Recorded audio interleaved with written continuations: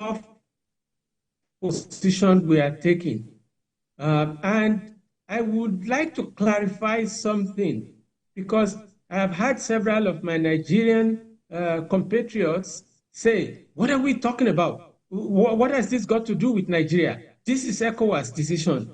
We must clarify that Nigeria, not just in terms of its population, which is going to be well over 60% of the entire population of West Africa, but the fact is that we pay over 60% for the running of ECOWAS. And if we pay that much and we are not able to influence ECOWAS on what we want done, then we should accept that we are a failure. If we push that aside and fast track to the problem at hand, that is the fact that these three governments or three countries, because you also see on television there are people more or less standing by them, but you can say that it's a military rule, an expression of people may be hired, as some civil regimes also do. But the fact of the matter is that they hold the sovereign rights of the country today. Yes, we can sit in our own corner and talk about illegitimacy of how they came into power, but what do we want to do about it? You mentioned the fact that they have to give 1 year, and they said that it is with immediate effect. You have to also put in mind the fact that we clamped extraordinary sanctions on Niger. And I say extraordinary because even compared to the gradual sanctions that we put on Guinea, later Mali, Burkina Faso, it was like we must finish Niger.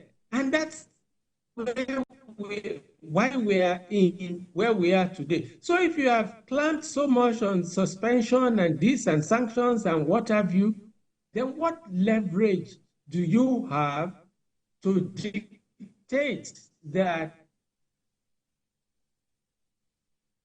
they can leave, they cannot leave? It's a question. If you don't want to recognize that, maybe you need to engage, to go on to my brother. All right, so let me go to Professor Falola. It's just, many had thought that when Niger released the son of the president some time ago, that, perhaps it was a ground for negotiation. And then there was a meeting that was scheduled by Niger where ECOWAS delegation couldn't make that meeting. They had talked about a chartered flight. Many also thought that, okay, maybe that was where the issue started from. At what point do you think that these three countries made that decision? What was the last straw for these three countries? Well, and you also have to understand the politics they are playing, because they're not stupid. I've read some report that these are young people who don't know how governance works. It doesn't work. They are very, very, very tactical. So here's what they're trying to do. So they're signaling to their own citizens who are suffering some pain. They're signaling to global politics, and they're signaling to West Africa and other places. How? So you portray ECOWAS as an enemy. That is politics, your own domestic politics, that, oh, my people, you are suffering. You are suffering because ECOWAS is your enemy. So that solidified their public support, and you could see the jubilation in Niger when this was announced. Then they are signaling anti-Western sentiments. In that anti-Western sentiments, they are connecting themselves to revolutionaries, to Sankara, to Pan-Africanists. And you could see how people are not criticizing them in a way that ECOWAS may be hoping. They are resisting against France and framing ECOWAS as imperialist stooges. So you have to calculate that they're extremely brilliant. In doing so, there will be losses, and there will be some crisis. To ECOWAS is a serious problem for them, serious one. Can you treat your fellow Africans as foreigners? That's going to be difficult. Can you initiate xenophobia in Nigeria and say people from Niger leave Nigeria? That is not possible. Can you go to Ghana and say people from Burkina Faso should leave? That is not possible. And now,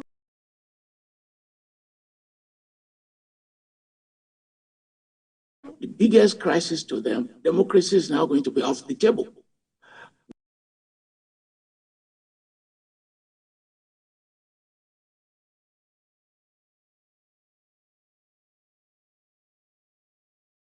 So many other consequences that as this program unfolds, we have to talk about the consequences and we have to talk about solutions. Thank you very much. And Professor Falola, I'm staying with you because you mentioned 3 things, and I just want to pick one of them up with you. From what you talked about, you've talked about Western influence. You've also touched on the future of ECOWAS, and then the logistical challenge that this will pose. For example, the visa, and the visa, will they not require a visa to come to other countries in Africa? And will we also require a visa to go to these 3 countries? And then the ECOWAS passport, which they also carry, what will happen to that? Can you touch on that in terms of the logistical challenge that this will pose? Okay, for the 4 countries, and you've posed intelligent questions, I'm very grateful. There's a passport issue to them in which they can come to other countries, and to us, we can go there. So, in other words, we are punishing one another. Second, if they are landlocked, what are the crises? Remember, Eritrea miscalculated, thinking that it will break from Ethiopia because Ethiopia will be landlocked. It miscalculated because Ethiopia was able to figure that out. So you can argue that without Cotonou, Niger will be in trouble. Without Temak, Burkina Faso will be in trouble. Without Port Abidjan, Mali will be in trouble. You can make all those arguments. And we'll return to how they can solve that problem. Many of you may not be aware of the ECOWAS Community Court of Justice, that they allow livestock to move. I don't think many Nigerians are aware of that decision, that your cow and goat can roam freely all across the region. It's going to affect them. Well, can you block the goats? Can you block the cattle? Those are going to be issues that are serious. What about intermarriages? We don't have sufficient data on intermarriages. For that entire region, from Gambia to Central Africa, there have been intermarriages among the Hausa, among the Fulani for centuries. What are you going to do to their children, to the wives and husbands who have intermarried? What do you do to the Yoruba in Burkina Faso? What do you do to the Yoruba in Niger? And what about issues of cultural interactions? So these are very serious on their own side. And later on, if you ask me questions on the ECOWAS side, Nigerian side, I will answer them. Thank you. All right, thank you, Prof. Let me go to you, Professor Badijo. Prof had touched on Western influence here. And for a long time, we've seen that running battle between Russia and US and Europe in Africa. But in this decision, do you see Russian influence in this decision? Well, I would like to, since I have the opportunity, briefly say that well, in terms of relationships, especially between Nigeria and Niger, we have some 1,600 length of border, kilometers, and people are bound to be moving across, whichever part, Sokoto and all through to our northeast, and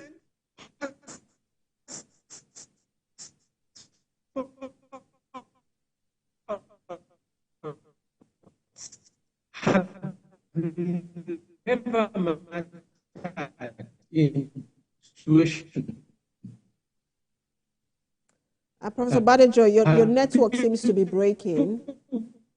Let me come in then. Let me come in. All right, Professor Badejo, your network is breaking. Let's just put you on hold. All right, let me go to Professor Falola while we try to fix that connection with Professor Badejo. Professor Falola, please go ahead. Yeah, we have to talk about the consequences for ECOWAS. So it's not just the consequences for those countries. And we have to talk about the timing of this. We have to see this as a crisis, which is part of the fall of Gaddafi, the US attack on Iraq, Afghanistan, and Syria. So we have ISWAP crisis in the Sahel. We have the ISIS crisis in the Sahel, and they are spreading in the region. Do you want insurgency to come to Nigeria or to Ghana or to Sierra Leone? It's going to be very serious, because if we allow them to devastate those Sahelian countries, they are coming to our own houses.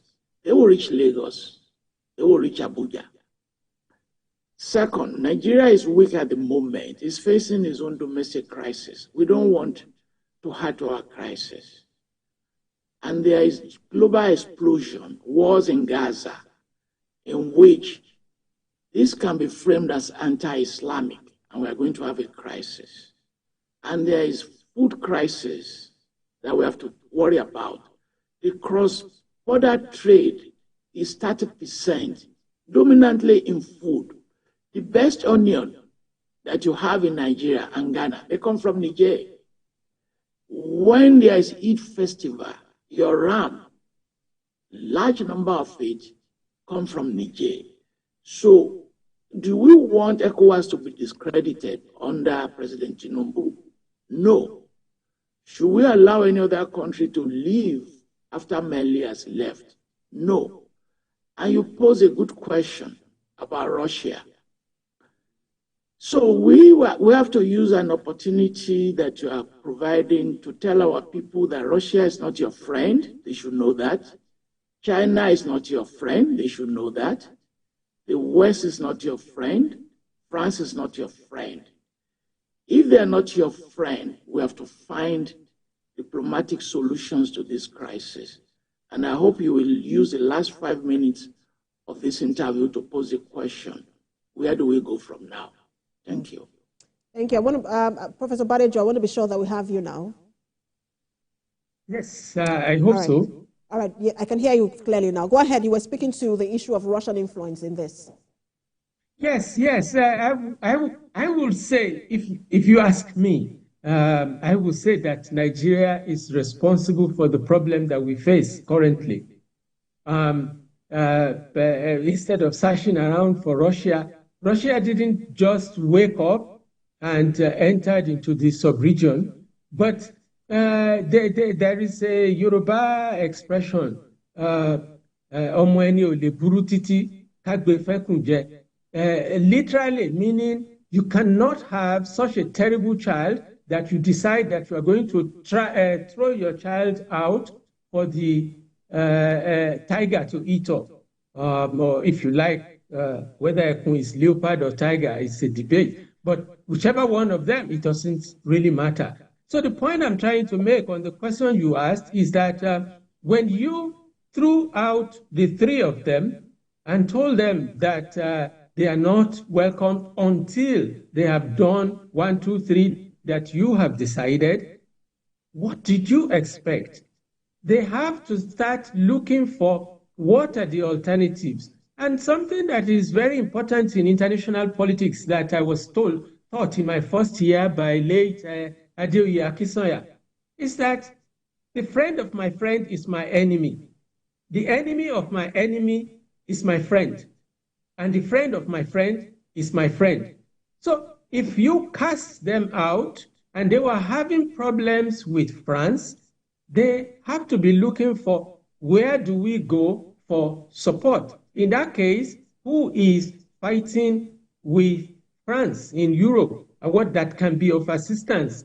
I'll go in the meantime to Russia. So whether I've had some senior people say this is Russia. No, it is not Russia. It is Nigeria that made it very easy for for Russia to come in, Professor like our Badejo, people say. if I may quickly come in here, I'll just let you finish your thought. But when you say Nigeria, I guess you're referring to the leadership of President Bola Tinubu of the ECOWAS. But he is just one person. Wouldn't that be an ECOWAS decision rather than a President Tinubu decision? So shouldn't you be blaming the ECOWAS president and not Nigeria?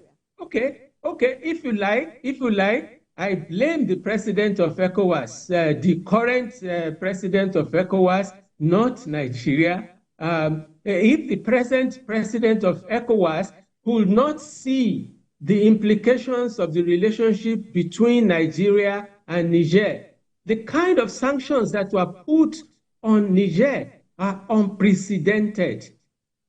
And they have survived for 6 months. So what do we expect them to do? That's the point I'm trying to make. Professor Falola has raised several issues that we have talked about. I don't know how much time we have overall, but we can start talking about what can be done. There is still the 1 year period to cool off. Within that 1 year period of cooling off, it's not for ECOWAS to decide for a separate state whether it wants to relate or not. And we deceive ourselves when we tell ourselves, oh, Niger, they are very poor, the second poorest country in the world. They cannot survive without us.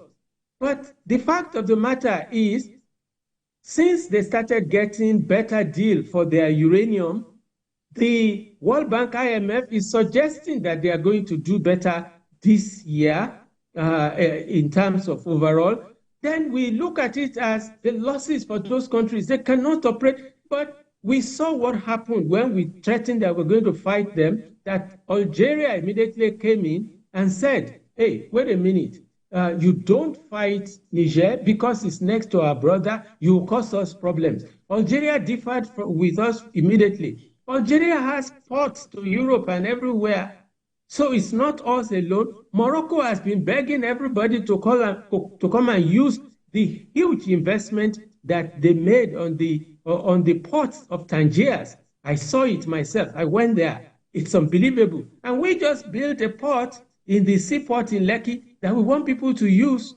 So these people are not using those places for free.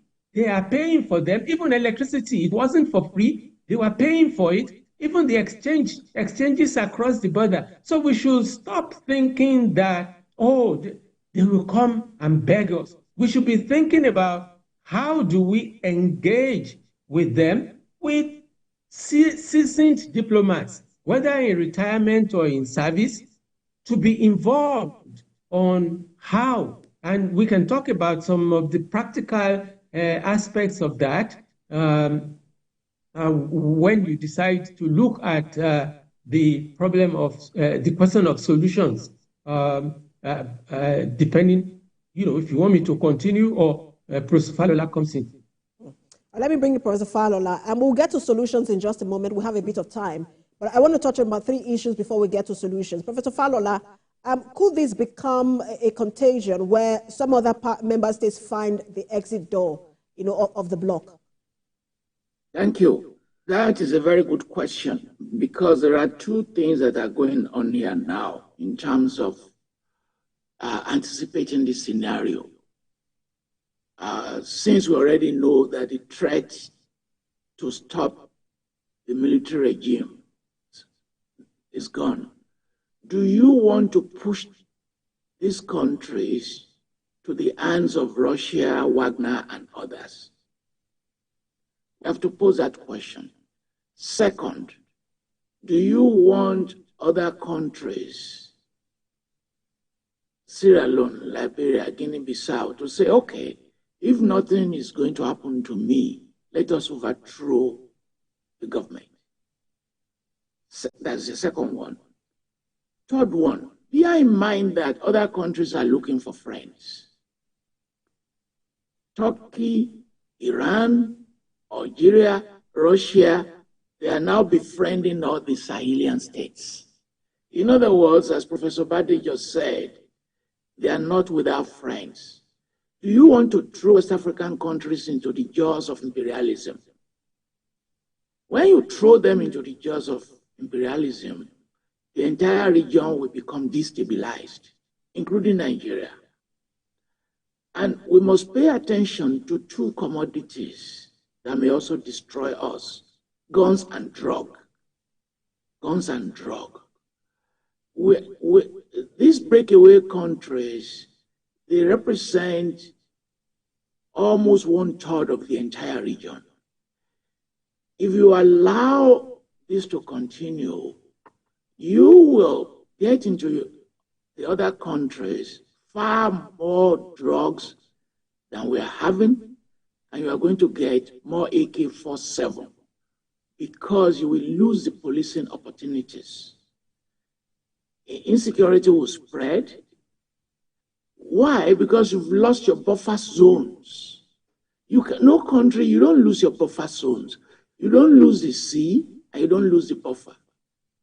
Once we lose the buffer, there will be serious consequences. And if we continue to break this down, what about the River Niger politics? What about the politics you have to play on Trans-Saharan pipeline? What about the money you've spent constructing Kano-Niamey Railway? What about issues around livestock and so many? In saying all this is not to justify the decision those countries have made, but this is to put their decision in a larger context. The Russian factor that is of interest to you, Russia in recent months gave them free fertilizers, free grains. They have made security arrangement with Russia. Even people are not paying notice to Gambia. Gambia sent a high-powered delegation to Moscow. And these are the things that our policy analysts should be paying attention to as we speak. Today, as we're talking, they should pay attention to all those issues. Thank you. I will stay with you, Professor Falola, because you mentioned, you talked about Guinea. And Guinea has been quiet through this process and through this announcement. Do you get a sense that Guinea is distancing itself from this withdrawal, or it is watching the situation to see how it plays out? Well, Guinea has indicated its interest to be part of this alliance. It's attended the meetings, and it can also assist them in terms of overcoming some of the crises they are going to have reaching the sea. So Guinea is more vested in joining this coalition.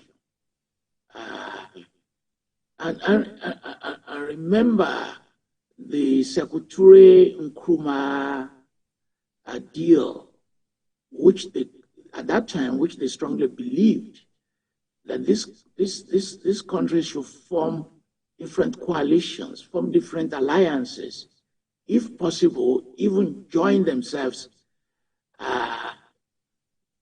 redrawing some of these boundaries. So we do not know how this is going to unfold. And I want to praise ECOWAS in spite of everything that I've said. And I hope Professor Badejo will agree with me.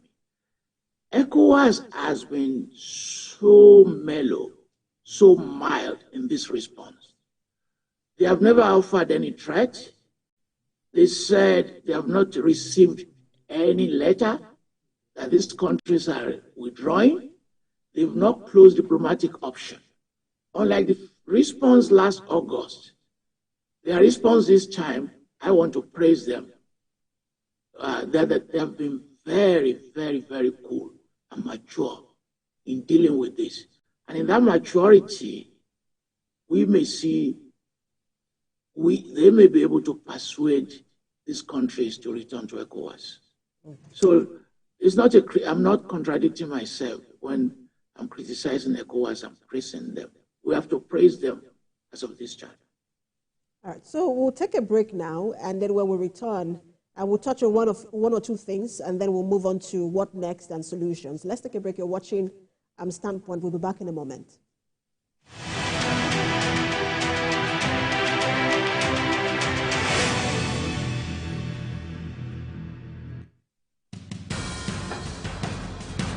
Information is power, information is security, information is knowledge. On Labor Lens, we believe that working people around the world have real questions of their own. They want to know how the world of work operates, what it means to the employer of labor, how policies affect workers in the workplace. On Labor Lens, I ensure we engage effectively the organized labor, organized private sector, and government to get out of them information workers are in need of. I am Sharon Ijason, asking questions that make you get sense of the workplace.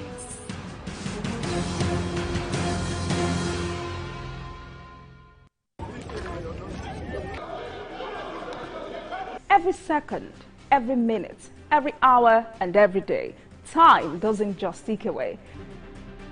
It counts down to political decisions that shape our world.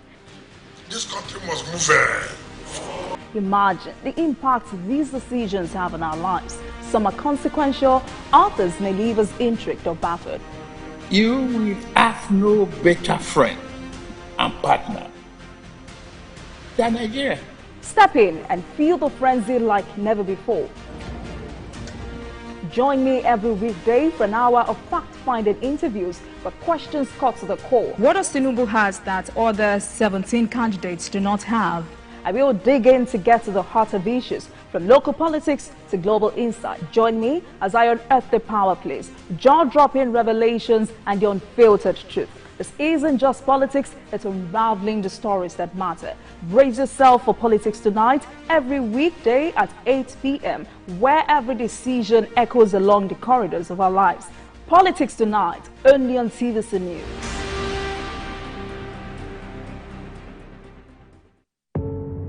Doubt and fear doesn't occur at the canvas, it shows in the canvas. It shows the conation of raw earthen material slabbed, stroked and molded at a pace provided by the doubt and fear. Every move weigh in the struggle of one to the other, merging the past to the present, brushstrokes of colors seen but not known. For when the wailing stops, the pieces settle down in abject beauty erected for a century of a century.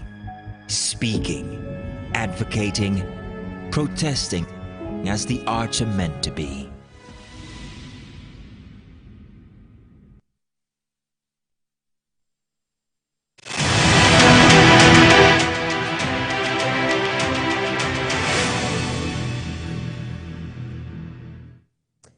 Thanks for staying with us on Standpoint. We've been speaking on the withdrawal of Mali, or the proposed withdrawal of Mali and Burkina Faso and Niger from ECOWAS, and the implication of that, for not just the region, but for the African continent as a whole. We'll be speaking with Professor Tony Falola and Professor Babafemi Badejo.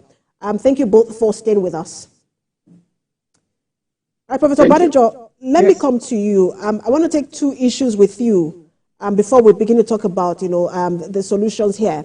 One of them is the proposed negotiation that was supposed to happen in Niger, where the ECOWAS delegation did not attend because they talked about issues with the chartered flight.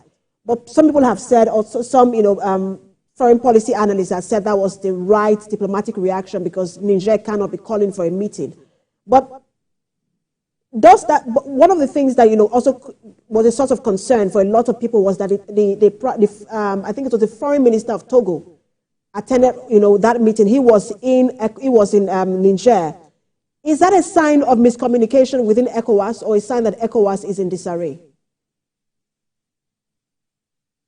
Well, I will not immediately jump to the extent of ECOWAS being in disarray.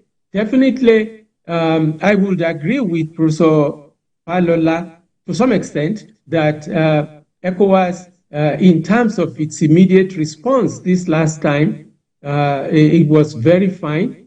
But if you noted, on 29th of January, the Nigerian Aviation Maritime Authority, NAMA, Nigerian Air Management, our Airspace Management Authority, issued a statement reminding everybody that, according to ECOWAS, the airspace of Niger is not to be accessed by anybody from Nigeria, except in special circumstances, it said. Now, bringing that up as they were saying they were leaving was not well thought through, as they needed to go into several of these dialogue with the Nigerian authorities who had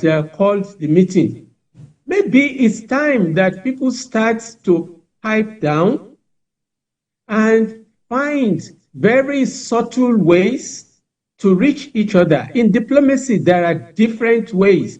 Guinea, that you mentioned earlier on, could play a role of assisting the ECOWAS authority if they want to deal with Guinea, because Guinea itself is on some suspension for overthrowing Alpha Conde and keeping Alpha Conde in cooler since then.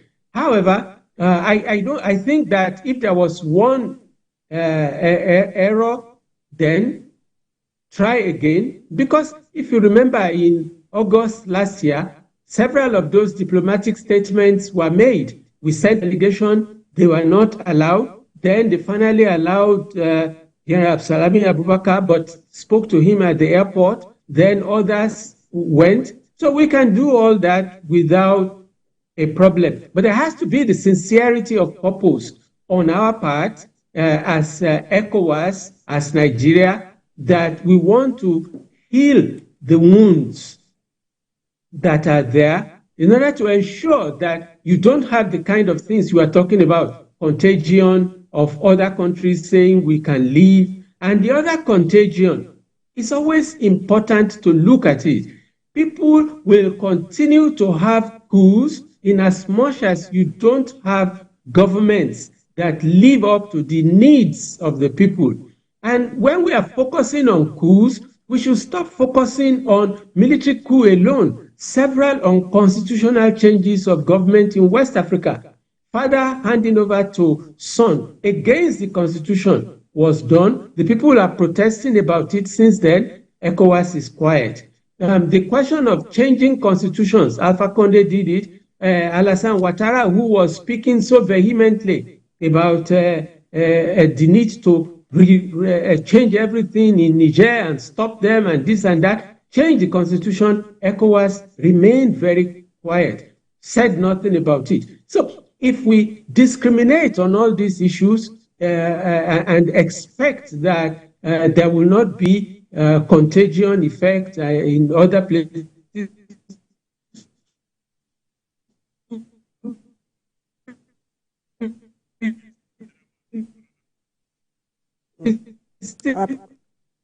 Again, we're having that network challenge with Professor Badijo. We'll just go to Professor Falola again and try to fix that connection with Professor Badijo. Professor Falola, what will it mean for Nigeria and President Tinubu to have a truncated ECOWAS under his watch, and what are the options before him? Thank you very much. You should not even think or imagine that. They must bear in mind that there is very little the lion can do to the fly. Very little. Is the king of the jungle, but that small fly can trouble the lion. And there is very little you and I can do to the mosquito. It's very little, very tiny, but it can kill us. So they should get it off their mindset that these are poor countries. Once they get that out of their mindset, they will move to the next level. Do not allow this crisis to escalate. It was they wanted to escalate it, but it's now the Sahelian states that have escalated it. And you could see how foreign policies are very complicated. Nigeria, you should say, we have to fully move to diplomacy. We have to fully move to diplomacy. I understand the crisis they face. Do they want to normalize military regime? Do they want to allow that coups to occur? I can see the reasons why they are acting the way they do. But they have to balance that against the following. do not damage regional trade. That is what our informal sector relies on.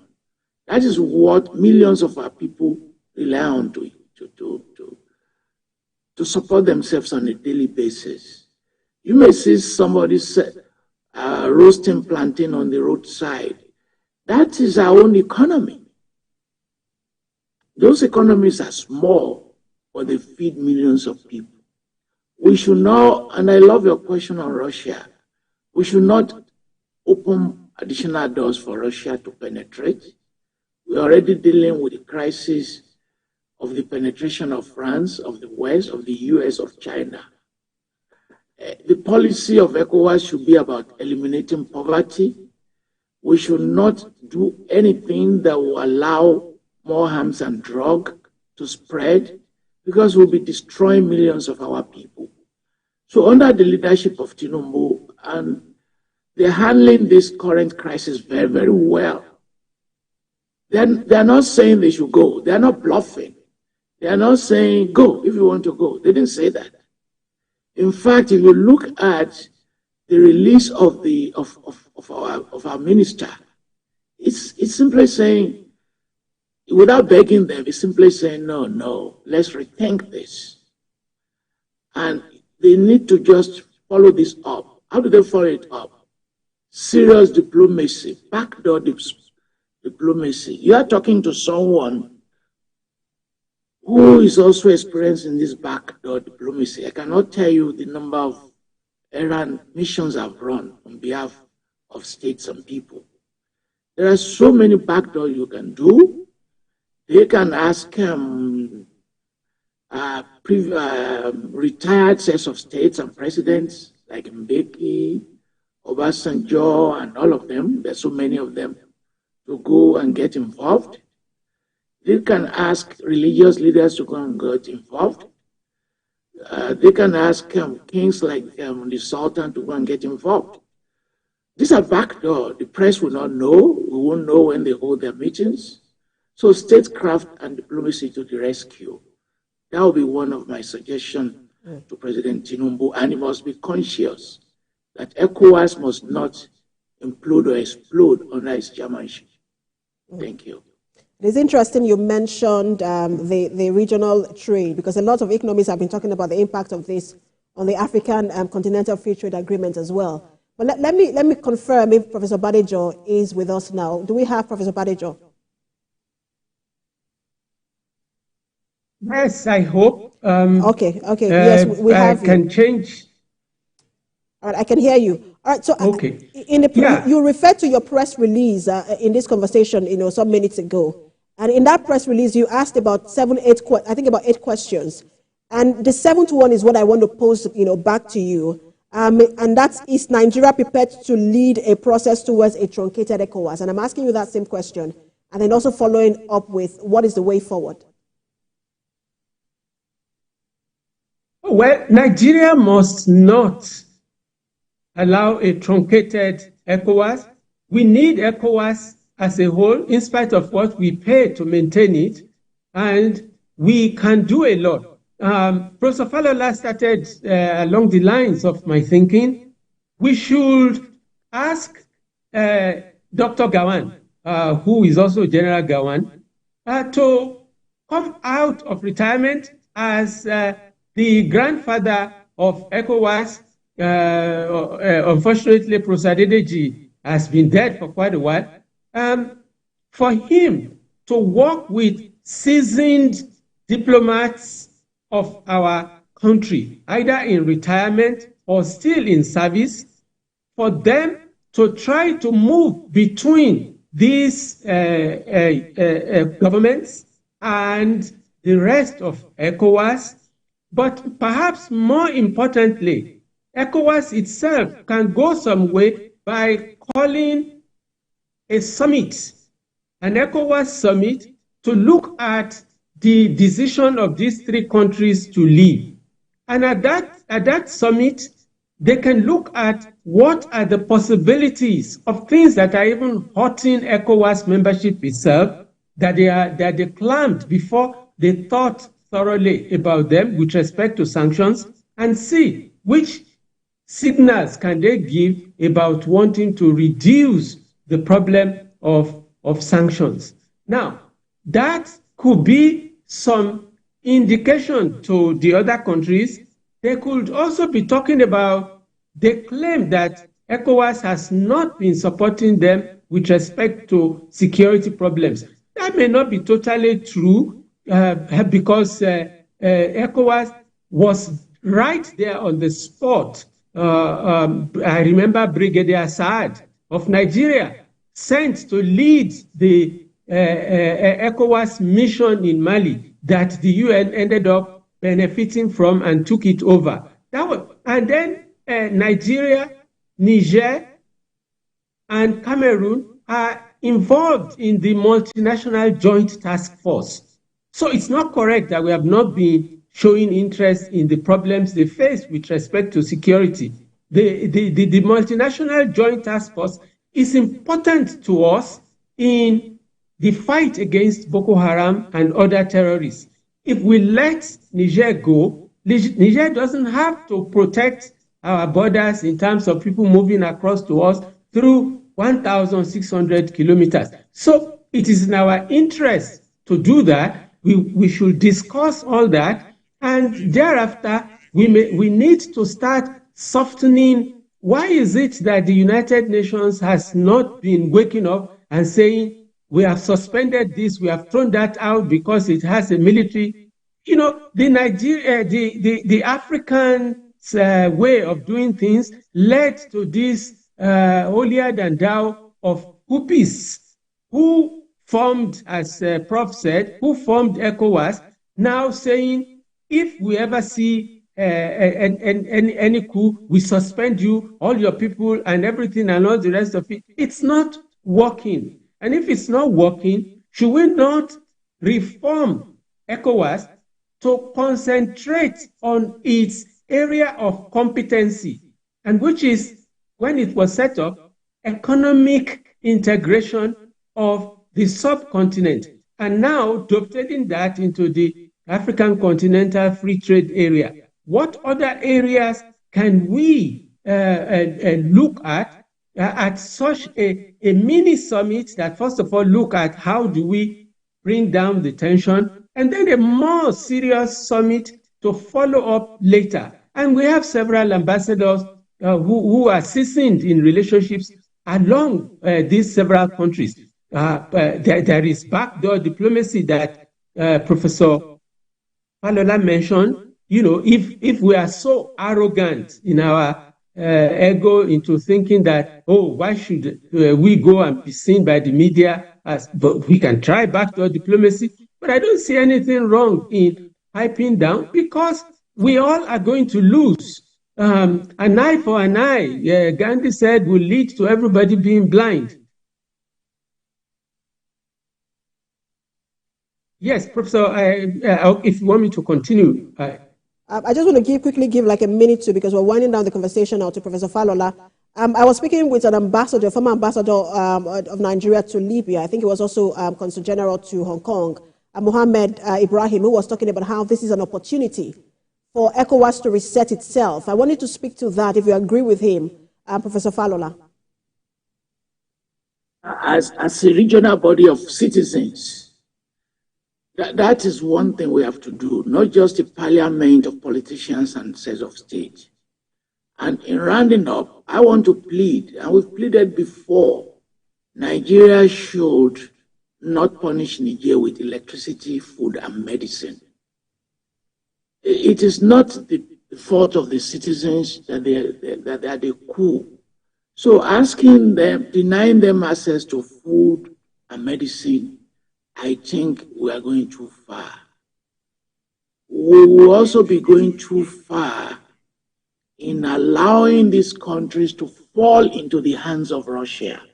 We are going to pay a big price for that, because we don't want imperialist rivalries in our region.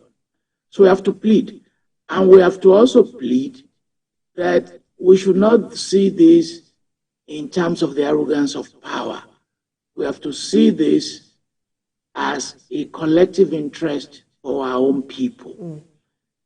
If we see it as a collective interest for millions of citizens, small traders, I hope your listeners are aware that many people come from Mali to Lagos to trade on a daily basis. Those are the people we need to worry about. And let the politicians and the generals, let them play their own politics while you and I defend the poor citizens. Thank you.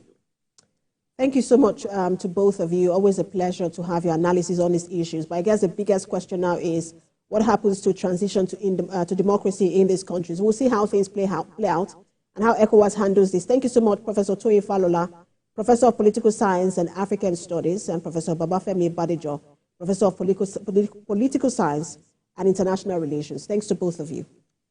It's been a pleasure. Thank you very much. Thank you very much. We've been talking about ECOWAS and the impact of or the implication of the withdrawal of Mali, Burkina Faso, and Niger from that regional bloc. But there are also by-elections going on in Nigeria across 26 states at the moment. And we just want to give you a quick update from Akwa Ibom, Enugu, and Kano. Now, the Independent National Electoral Commission has announced the suspension of the ongoing rerun elections in specific constituencies due to disruptions, irregularities, and abduction of election officials. Now, the affected areas are as follows.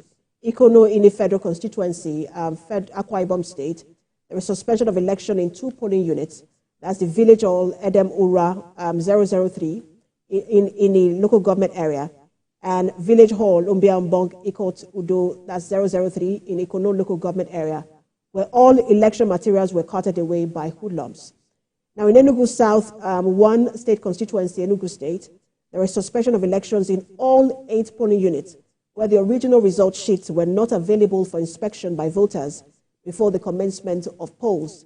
In Kunchin Sania State constituency in Kano State, there is suspension of elections in all 10 polling units in Kunchin local government due to invasion, vandalization, and disruption by thugs.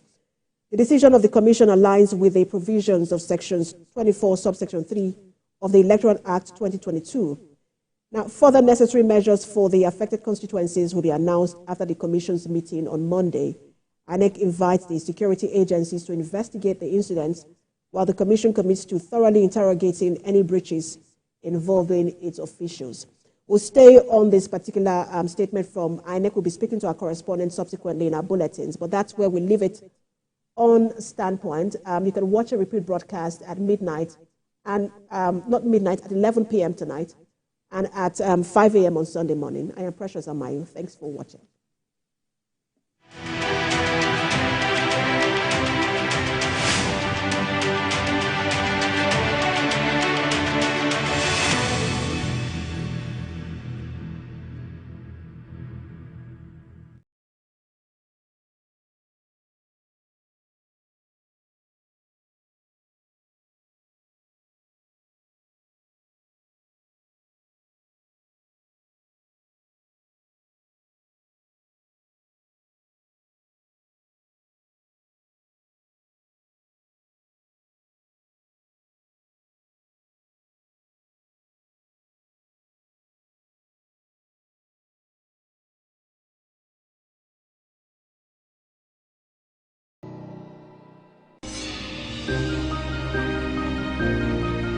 Sometimes it's the story that calls.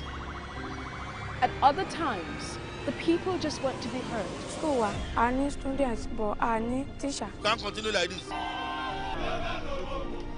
Their voices re-echoing through time itself. We haven't done anything. If the tide is high, everybody run for safety. Their tears leave a sweet sour taste for all their demands. A familiar call beckoning for change. In our world, no one expects a disaster to happen. But when it does, we'll be there to x-ray all sides, from the east to the west, north and south. Community Forum will examine the oddities and challenges to economic development, as well as issues yearning for government intervention. Watch fresh episodes of Community Forum on Sundays by 9:30 p.m. only on TVC News. When Nigeria's unity was at stake after a devastating civil war, the National Youth Service Corps (NYSC) was formed in 1973 to foster national cohesion. More than 50